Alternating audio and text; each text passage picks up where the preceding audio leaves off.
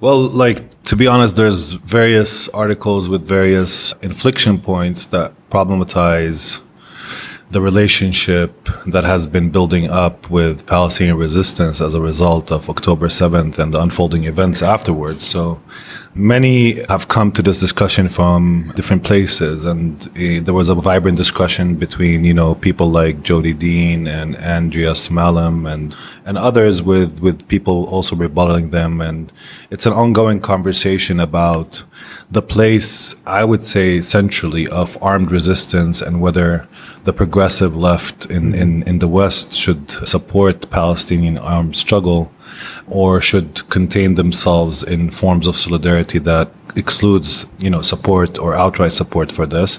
And I want to here clarify, it's not also just a tactical discussion in a sense that most people are not making an argument that we shouldn't support armed struggle because, it harms the sensibility of Western liberal societies. Therefore, we should appeal through this politics of appeal through a broad-based coalition that would take issue with violence. I mean, their various inflection points their argument includes this idea that armed violence in of itself is problematic. Right.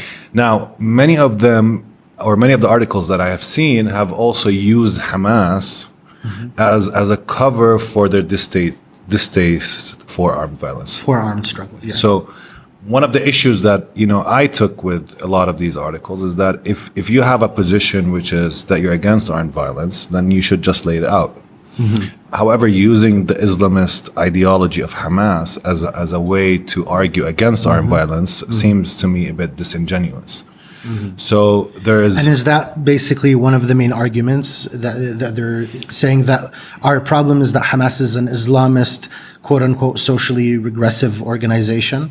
Basically, yes, Faris. So like many of these articles have this problem with this social regressive force. But the problem with it is that, despite being, despite this characterization, what they're actually making an argument against is the violence that Hamas has exercised in the fight with Israel since October 7th and before that.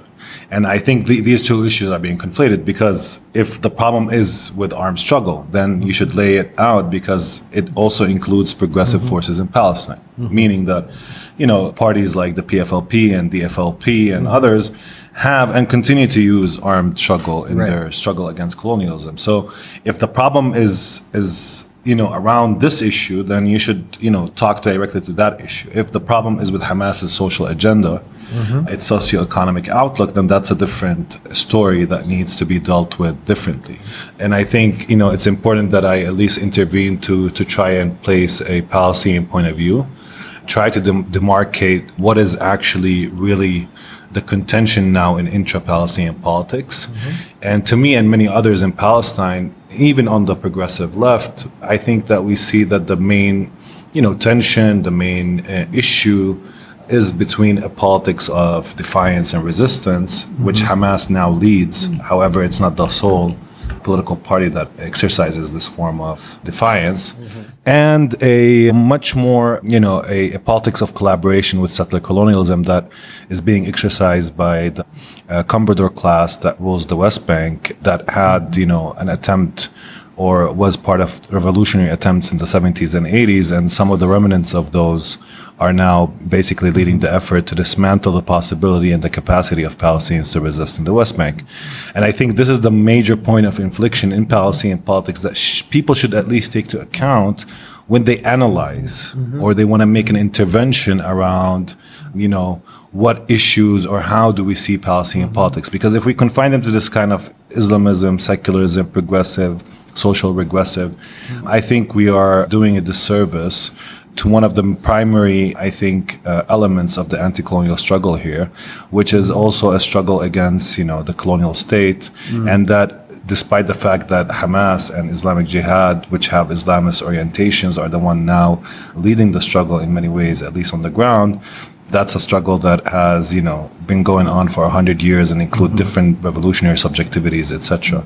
So I was just trying to, also correct for that this is the major point of infliction in our society. And by the way, a lot of Islamist forces are also forces that cooperate with settler colonialism. Right. Mansour Abbas is an Islamist, and he's in the Israeli Knesset and backed even coalition that included right-wing elements before the current government in Israel. You have other Islamist parties from the Islamist space that take, a non-confrontational strategy with Israel, like Hizb ut-Tahrir. So this is, again, this is the lens through which we should also view Palestinian politics. Those that, are committed to defiance and resistance, and those that are committed to forms of cooperation for whatever reasons these forms of cooperation arose and are sustained.